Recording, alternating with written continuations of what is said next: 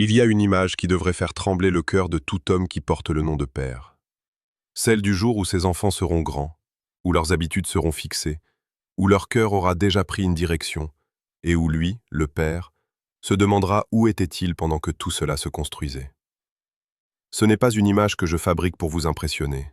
C'est une réalité que je vois, encore et encore, chez des hommes qui viennent me voir avec les larmes aux yeux, disant « Cher, mon fils ne me parle plus. Cher, ma fille ne prie plus et je ne sais pas depuis quand.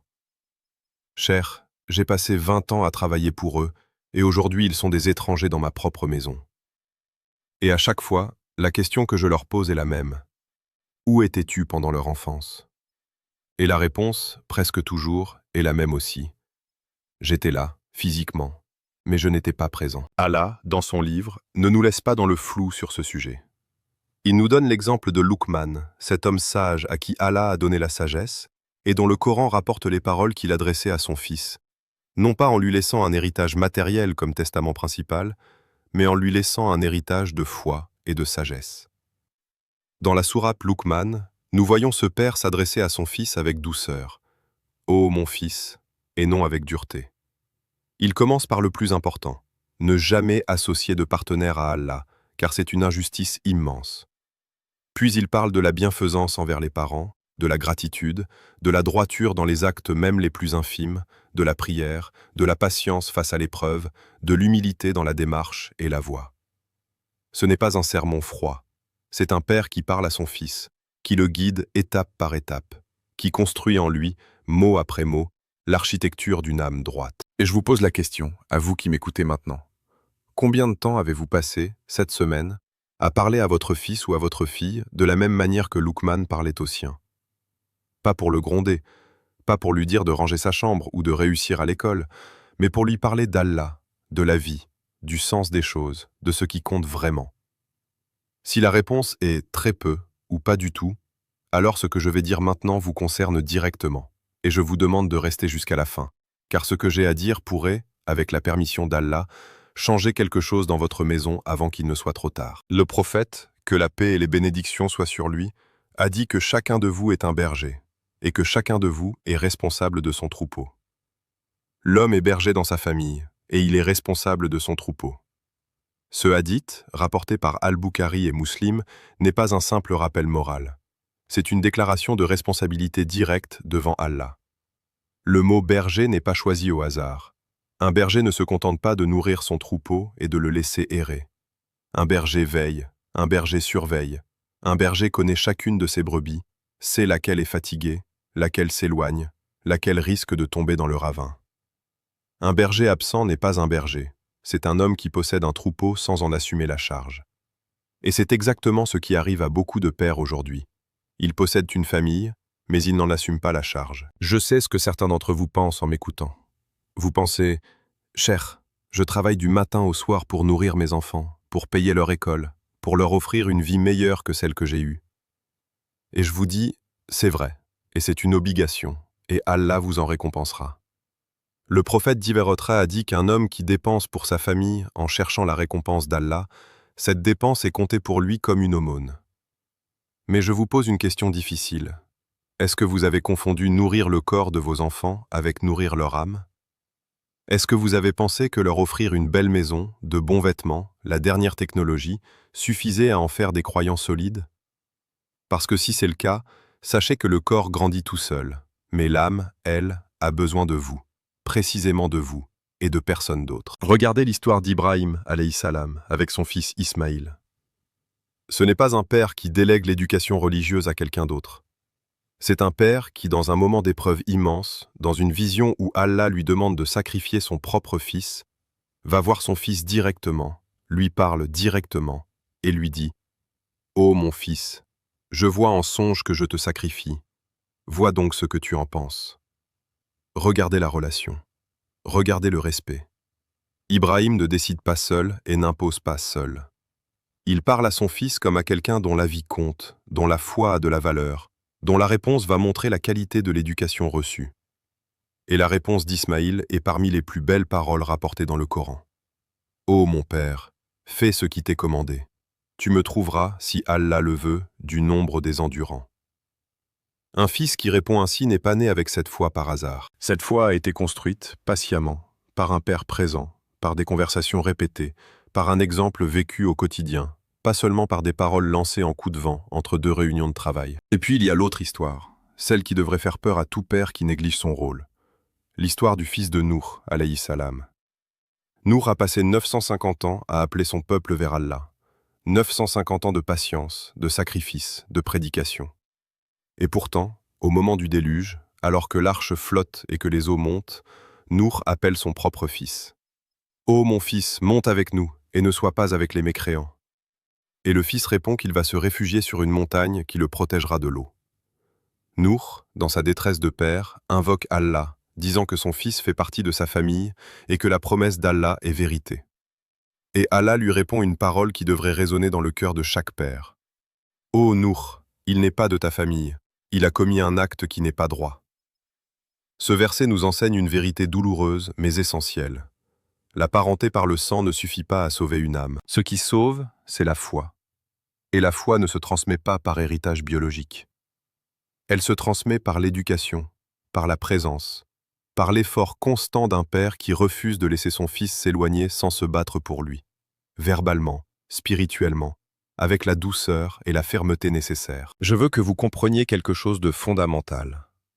Le prophète, que la paix soit sur lui, a dit « Chaque enfant naît sur la fitra, sur la disposition naturelle et pure, et ce sont ses parents qui font de lui un juif, un chrétien ou un mazdéen. » Réfléchissez à la force de ce hadith. Il ne dit pas que l'environnement extérieur, l'école, les amis, la télévision sont les premiers responsables. Il dit ses parents. Vous, le père, êtes la première influence, la plus déterminante, celle qui pose les fondations avant que quiconque d'autre n'ait la chance d'influencer cet enfant.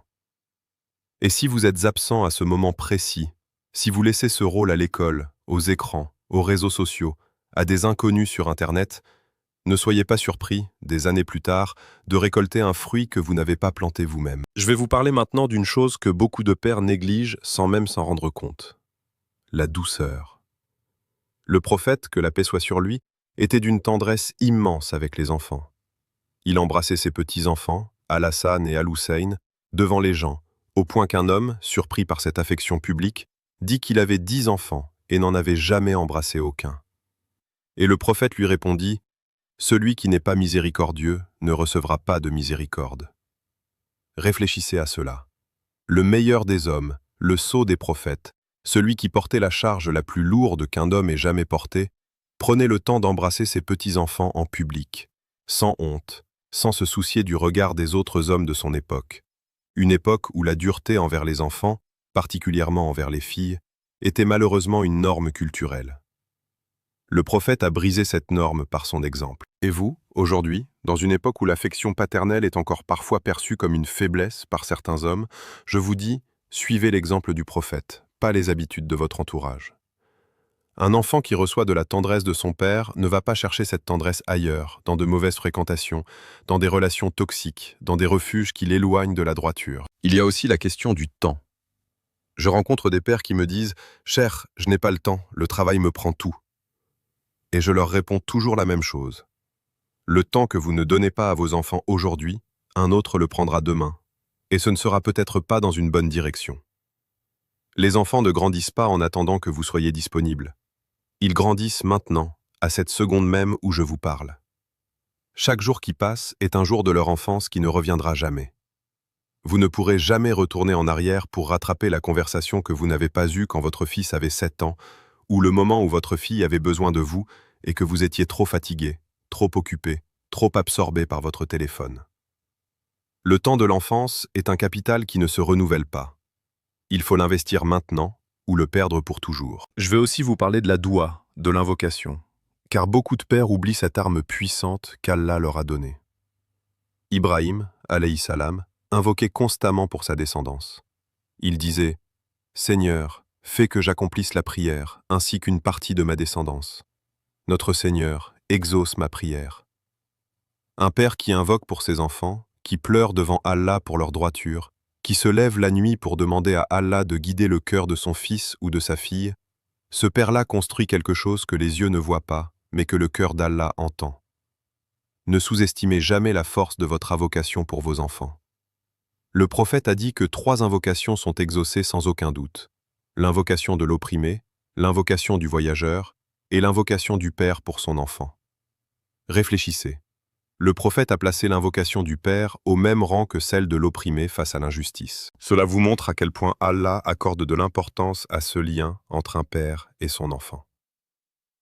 Maintenant, laissez-moi vous parler de la charité continue, la Sadaqa Jariya, car c'est peut-être le point qui devrait vous faire réfléchir le plus profondément. Le prophète a dit que lorsque le fils d'Adam meurt, ses œuvres s'arrêtent, sauf 3. Une aumône continue, une science dont on tire profit après lui, ou un enfant vertueux qui invoque pour lui. Regardez la 3e catégorie. Un enfant vertueux. Pas n'importe quel enfant. Un enfant vertueux qui invoque pour son père après sa mort. Cela signifie que l'éducation que vous donnez aujourd'hui à votre fils ou à votre fille n'est pas seulement pour leur bien dans cette vie, elle est un investissement direct dans votre propre tombe, dans votre propre rencontre avec Allah. Chaque prière que fera votre enfant après votre mort, chaque invocation qu'il fera pour vous, chaque bonne action qu'il accomplira parce que vous l'avez bien élevé, tout cela continuera à remplir votre balance de bonnes actions alors que vous serez déjà sous terre, incapable d'agir par vous-même. Est-ce que vous comprenez maintenant pourquoi je dis que le temps que vous investissez dans l'éducation religieuse de vos enfants est plus précieux que n'importe quel salaire, n'importe quelle promotion, n'importe quel bien matériel que vous pourriez leur laisser? Je veux vous parler franchement d'un autre danger, l'inversion des priorités. Beaucoup de pères, aujourd'hui, mesurent leur réussite paternelle à travers les diplômes de leurs enfants, leur réussite professionnelle, leur statut social. Et je ne dis pas que ces choses n'ont pas d'importance. L'islam encourage l'excellence dans tous les domaines de la vie. Mais je vous demande, qu'est-ce qui vous fera plus de bien devant Allah, le jour du jugement? Un fils médecin qui ne prie pas, ou un fils modeste dans sa profession, mais droit dans sa foi, honnête dans ses transactions, bon envers ses parents, présent pour sa propre famille?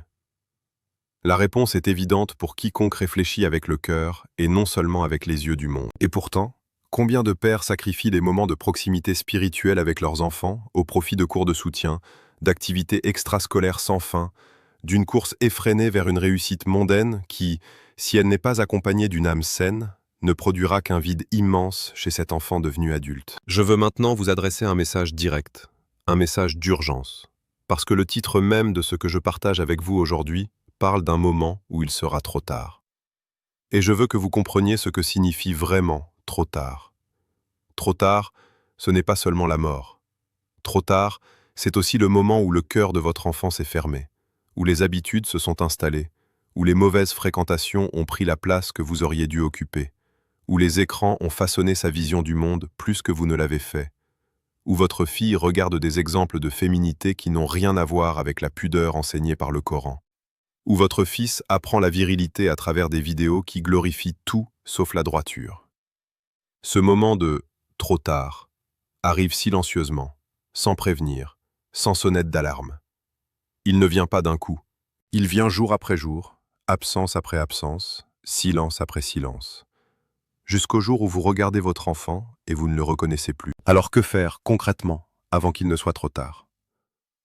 Premièrement, réservez du temps, un temps sacré, intouchable, chaque jour ou au minimum chaque semaine, pour parler à vos enfants. Pas pour leur donner des ordres, mais pour les écouter, pour connaître leurs pensées, leurs peurs, leurs rêves.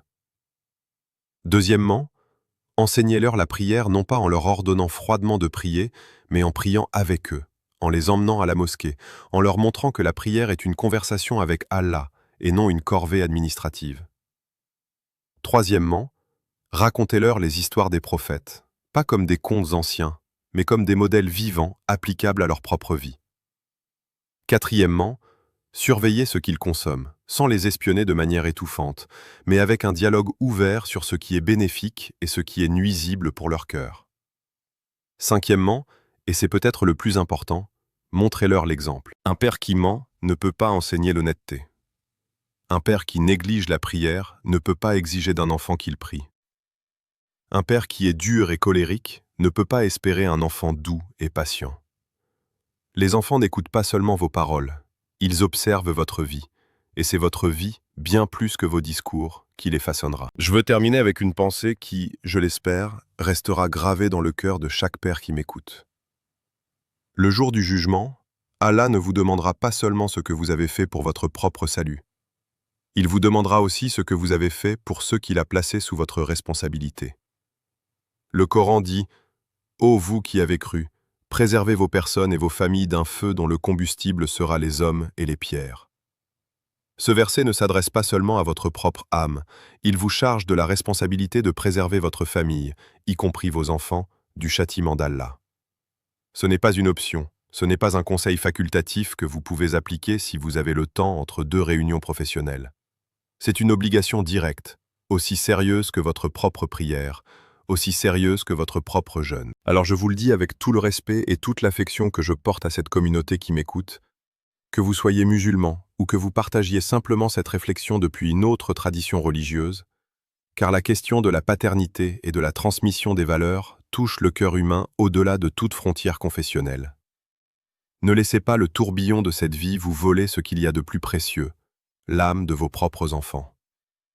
Le travail passera, l'argent passera, les biens matériels s'useront, mais l'enfant que vous élevez aujourd'hui portera, pour le meilleur ou pour le pire, l'empreinte de votre présence ou de votre absence, jusqu'à la fin de sa propre vie, et peut-être même au-delà, dans sa propre descendance. Qu'Allah guide chaque père qui écoute ces mots, qu'il lui donne la force de changer ce qui doit être changé, la sagesse de savoir comment s'y prendre, et la patience de persévérer même lorsque les résultats ne sont pas immédiats.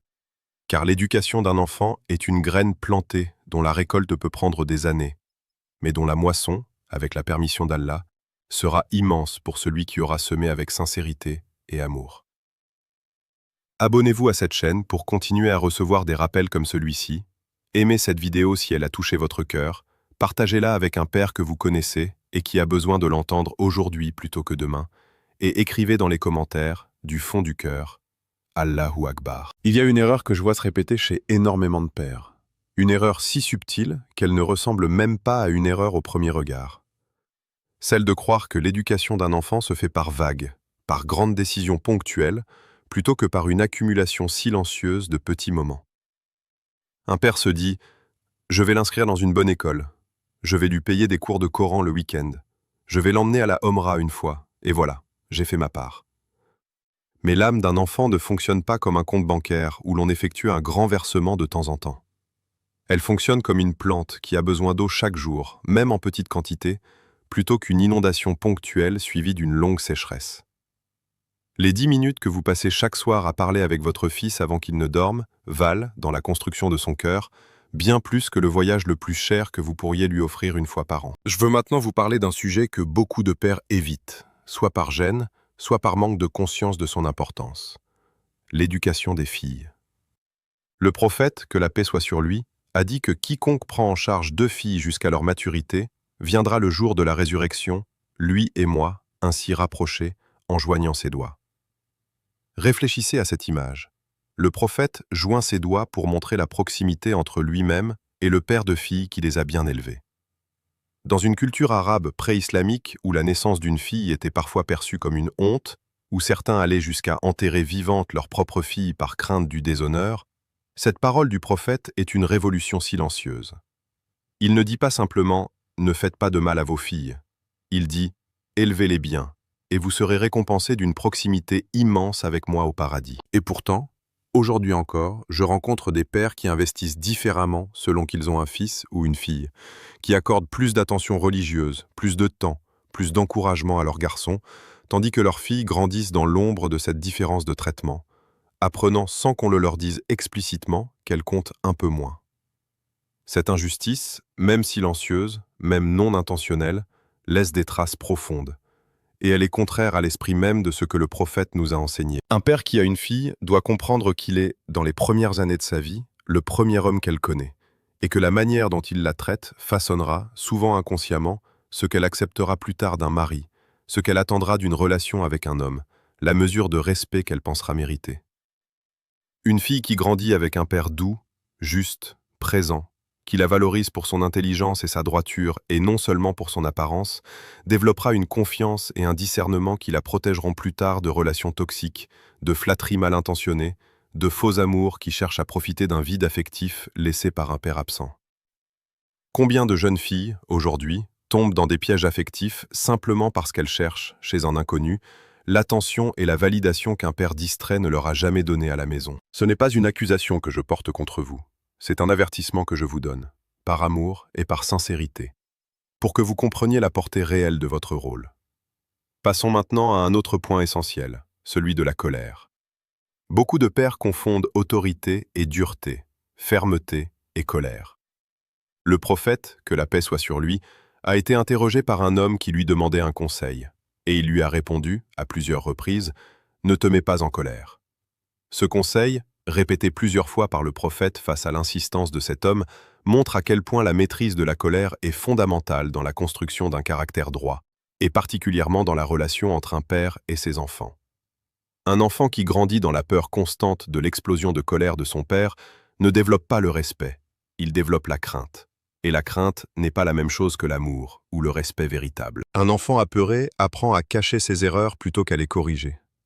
Il apprend à mentir pour éviter la punition plutôt qu'à être honnête par conviction. Il apprend à fuir la maison dès qu'il en a l'occasion plutôt qu'à s'y sentir en sécurité. Et lorsque cet enfant grandit, il associe souvent l'image paternelle, et parfois même l'image d'Allah, à cette même dureté qu'il a connue enfant, développant une religiosité fondée sur la peur d'un châtiment, plutôt que sur l'amour et la reconnaissance envers un Seigneur miséricordieux. Cela ne signifie pas qu'un père ne doit jamais corriger, jamais poser de limites, jamais exprimer de fermeté.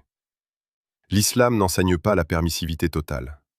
Le prophète lui-même a dit d'ordonner à ses enfants la prière à l'âge de 7 ans et de les frapper légèrement s'ils ne prient pas à l'âge de 10 ans, tout en précisant de les séparer dans leur lit à cet âge. Mais remarquez la progression dans ce hadith. D'abord l'ordre, ensuite, seulement après un délai de 3 ans, une correction. Et cette correction elle-même est encadrée par d'autres enseignements prophétiques, qui interdisent de frapper le visage, qui interdisent l'excès, qui rappellent que le but n'est jamais l'humiliation, mais la correction.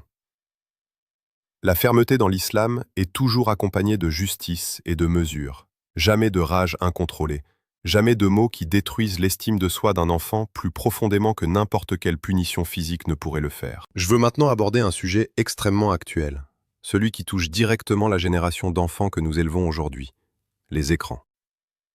Il y a quelques décennies, les préoccupations d'un père concernant les mauvaises fréquentations de son fils se limitaient au quartier, à l'école, au cercle d'amis physiquement accessibles. Aujourd'hui, votre enfant peut être exposé, en l'espace de quelques minutes sur un téléphone, à des contenus qui corrompent la pensée, qui banalisent l'immoralité, qui présentent comme normal ce que l'islam interdit clairement. Et tout cela peut se produire dans la chambre d'à côté, pendant que vous pensez que votre enfant fait ses devoirs. Le prophète Djulavot a dit que chacun de vous est un gardien, et cette responsabilité de gardien s'étend nécessairement à ce que consomme l'esprit de votre enfant, pas seulement à ce que mange son corps ou à l'endroit où il se trouve physiquement. Je ne vous dis pas d'interdire brutalement toute technologie, ce qui serait aujourd'hui presque impossible et contre-productif, isolant votre enfant de ses pairs d'une manière qui pourrait créer davantage de ressentiment que de protection. Je vous dis d'être présent, activement présent, dans la vie numérique de votre enfant, tout comme vous l'êtes, ou devriez l'être, dans sa vie physique. Cela signifie connaître ce qu'il regarde, discuter avec lui de ce qu'il découvre en ligne, lui enseigner un discernement critique face à ce qu'il voit, plutôt que de simplement espérer qu'un filtre parental suffira à le protéger. Aucun filtre technologique ne remplace un cœur bien éduqué qui sait reconnaître par lui-même ce qui est bénéfique et ce qui est nuisible. Votre objectif final n'est pas de surveiller votre enfant éternellement. Un jour, il sera adulte et hors de votre contrôle direct. Votre objectif est de construire en lui un filtre intérieur, une boussole morale, qui continuera à le guider même lorsque vous ne serez plus là pour vérifier chacun de ses gestes. Un autre point que je veux aborder concerne la justice entre les enfants. Il existe un hadith bien connu où un homme est venu voir le prophète et lui a annoncé qu'il avait donné un cadeau à l'un de ses fils. Le prophète lui a demandé s'il avait donné la même chose à tous ses autres enfants et l'homme a répondu que non. Le prophète lui a alors dit de reprendre ce cadeau, car il a demandé s'il aimerait que tous ses enfants le traitent également avec bienfaisance, et l'homme a répondu que oui. Alors le prophète lui a dit qu'il devait donc les traiter également. Ce hadith nous enseigne une vérité essentielle. La partialité entre frères et sœurs, même dans de petites choses comme des cadeaux, sème des graines de ressentiment qui peuvent durer toute une vie et briser des liens familiaux entières générations plus tard. Combien de familles voyons-nous aujourd'hui déchirées, des frères qui ne se parlent plus, des sœurs qui vivent dans le ressentiment, non pas à cause d'un événement dramatique, mais à cause d'années d'un père qui, sans même parfois s'en rendre compte, préférait ouvertement un enfant à un autre. Que ce soit parce qu'il était le premier-né, parce qu'il ressemblait davantage à son propre caractère, ou simplement parce que la nature humaine incline parfois vers certaines affinités plus que d'autres.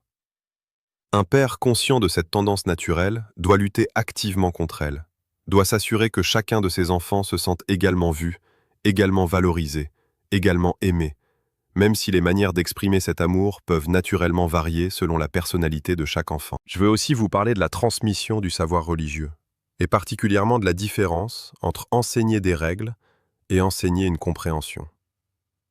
Beaucoup de pères, avec de bonnes intentions, enseignent à leurs enfants une longue liste de choses permises et interdites, un catalogue de règles à respecter, sans jamais leur expliquer la sagesse derrière ces règles, le pourquoi profond de chaque prescription divine.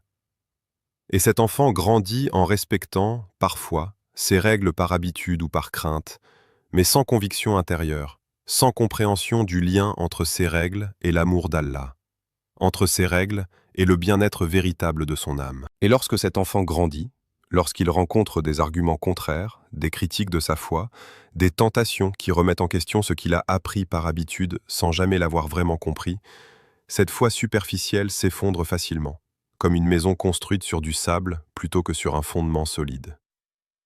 Un père sage n'enseigne pas seulement le quoi, il enseigne le pourquoi. Il n'enseigne pas seulement que le mensonge est interdit, il explique que la confiance est le ciment de toute société humaine, et qu'Allah, dans sa sagesse infinie, a interdit le mensonge parce qu'il détruit ce ciment social et cette paix intérieure. Il n'enseigne pas seulement que l'alcool est interdit, il explique la sagesse derrière cette interdiction, la protection de l'esprit, de la santé, de la dignité humaine. Un enfant qui comprend le pourquoi devient un adulte qui choisit consciemment la droiture, tandis qu'un enfant qui connaît seulement les règles devient un adulte qui cherche des excuses pour les contourner dès que l'occasion se présente et que l'autorité paternelle n'est plus là pour le surveiller. Je veux également parler d'un sujet délicat, celui du silence face aux questions difficiles de nos enfants. Il arrive qu'un enfant pose une question sur la foi, sur la création, sur la mort, sur la souffrance dans le monde, sur des sujets que certains pères trouvent gênants ou trop complexes pour être abordés, et ce père répond par un silence, un changement de sujet, ou pire, une réprimande pour avoir osé poser une telle question. Ce type de réaction enseigne à l'enfant que le doute et la question sont dangereux, que la curiosité intellectuelle sur sa propre foi est une transgression plutôt qu'une étape naturelle et saine de la maturation spirituelle. Et cet enfant, plutôt que d'apporter ses questions à son père, les gardera pour lui, cherchera des réponses ailleurs, parfois auprès de sources qui n'ont ni la sincérité, ni la connaissance nécessaire pour le guider correctement. Et parfois, ces réponses trouvées ailleurs l'éloigneront progressivement de la foi qu'il aurait pu approfondir et solidifier s'il avait simplement trouvé, chez son propre père, un espace sûr pour exprimer ses interrogations sans crainte de jugement. Un père devrait accueillir les questions de ses enfants, même les plus difficiles, même celles qui le mettent lui-même face à ses propres limites de connaissance, avec humilité et ouverture. Il n'y a aucune honte à dire à son enfant « Je ne connais pas la réponse exacte à cette question, mais cherchons-la ensemble, demandons à un savant, consultons un livre fiable ». Cette humilité enseigne à l'enfant que la recherche de la vérité est un voyage continu, pas une case cochée une fois pour toutes dans l'enfance, et que son père reste un compagnon de ce voyage plutôt qu'une autorité rigide qui prétend tout savoir et qui ferme la porte au dialogue dès que le terrain devient inconfortable. Je veux vous parler maintenant du danger de la comparaison, un fléau qui touche particulièrement les pères de notre époque, exposés en permanence, à travers les réseaux sociaux, à des images d'autres familles, d'autres enfants, apparemment plus disciplinés, plus réussis, plus pieux en apparence. Un père qui compare constamment son enfant à celui du voisin, à celui de son frère, à celui qu'il voit défiler sur son téléphone récitant parfaitement le Coran ou obtenant les meilleures notes, blesse profondément l'estime de soi de son propre enfant sans même s'en rendre compte. Chaque enfant est une création unique d'Allah, avec ses propres forces, ses propres défis, son propre rythme de développement spirituel et intellectuel. Le Coran nous enseigne qu'Allah a créé les hommes différents, en peuples et tribus, pour qu'ils se reconnaissent mutuellement, et cette diversité s'applique aussi à l'intérieur même d'une famille. Un père sage cherche à comprendre la nature spécifique de chacun de ses enfants, plutôt que de leur imposer un moule unique, fondé sur ses propres attentes ou sur des standards extérieurs qui n'ont rien à voir avec les capacités et le tempérament réel de cet enfant particulier. Cette comparaison constante produit souvent l'effet inverse de celui recherché. Plutôt que de motiver l'enfant à s'améliorer, elle génère en lui un sentiment d'insuffisance chronique, une conviction profonde qu'il ne sera jamais assez bon aux yeux de son propre père. Et cette conviction, une fois installée dans le cœur d'un enfant, est extrêmement difficile à déraciner, même à l'âge adulte. Combien d'hommes et de femmes, aujourd'hui adultes, portent encore en eux les mots blessants d'un père qui les comparait à un frère plus brillant ou à un cousin plus pieux, des mots prononcés il y a des décennies, mais qui continuent de résonner et de saboter leur confiance en eux, leur relation avec Allah même, car ils associent inconsciemment l'amour divin à la même conditionnalité que l'amour paternel qu'ils ont connu, pensant qu'Allah aussi ne les aimera que s'ils atteignent une perfection inaccessible. Je veux aborder également la question de l'exemple silencieux, celui que vous donnez sans même prononcer une parole. Vos enfants vous observent constamment, bien plus qu'ils n'écoutent vos conseils directs. Ils remarquent si vous priez à l'heure ou si vous repoussez systématiquement la prière au dernier moment. Ils remarquent comment vous parlez de vos voisins, de vos collègues, de votre propre famille élargie, lorsque vous pensez qu'ils ne prêtent pas attention. Ils remarquent comment vous traitez leur mère, avec respect et douceur, ou avec dédain et impatience. Et cette observation façonnera profondément l'image qu'ils se feront eux-mêmes des relations conjugales et familiales lorsqu'ils fonderont, à leur tour, leur propre foyer. Le prophète, que la paix soit sur lui, a dit que le meilleur d'entre vous est celui qui est le meilleur envers sa famille. Et lui-même était le meilleur envers sa propre famille. Un modèle vivant que ses compagnons pouvaient observer directement, plutôt qu'une simple parole théorique. Si vous priez 5 fois par jour, mais que vous criez sur votre épouse devant vos enfants, votre prière, aussi importante soit-elle en elle-même, n'effacera pas dans l'esprit de vos enfants la contradiction évidente entre ce que vous prêchez et ce que vous vivez réellement. Les enfants ont un radar extrêmement sensible à l'hypocrisie, même s'ils ne connaissent pas encore ce mot pour la nommer. Ils sentent immédiatement lorsque les paroles et les actes d'un adulte ne correspondent pas, et cette dissonance, répétée année après année, produit souvent chez l'enfant devenu adulte un rejet complet de la religion elle-même. Non pas parce que la religion en elle-même est fausse, mais parce qu'elle a été associée, dans son esprit, à l'hypocrisie qu'il observait chez la personne censée l'incarner le plus fidèlement dans sa vie quotidienne. Je m'arrête sur un dernier point pour cette partie, celui de la patience face aux résultats qui ne viennent pas immédiatement. Beaucoup de pères, après avoir investi quelques mois, parfois même quelques années, dans l'éducation religieuse de leurs enfants, se découragent en ne voyant pas de transformation immédiate, en voyant leur adolescent traverser une phase de questionnement, de rébellion, voire de rejet apparent de certaines pratiques religieuses. Et ce découragement pousse certains pères à abandonner leurs efforts, pensant que tout est perdu, ou au contraire, à durcir excessivement leur approche, pensant que davantage de pression résoudra le problème. Ni l'abandon, ni la dureté excessive ne sont la réponse appropriée. Rappelez-vous l'histoire d'Ibrahim et de son propre père, Azar, qui rejetait catégoriquement le message de son fils, et pourtant Ibrahim continuait de lui parler avec douceur, l'appelant « Ô mon père », avec un profond respect, malgré le rejet qu'il subissait. La transformation d'un cœur n'est jamais entièrement entre vos mains. Elle appartient finalement à Allah. Mais votre responsabilité est de continuer à semer avec patience, avec douceur, avec constance, sans jamais céder au désespoir ni à la colère destructrice. Car un enfant qui sent que son père n'abandonne jamais l'espoir en lui, même durant ses phases les plus difficiles, gardera toujours, quelque part au fond de son cœur, un chemin de retour ouvert vers cette droiture qu'on lui a montrée avec tant de constance et d'amour.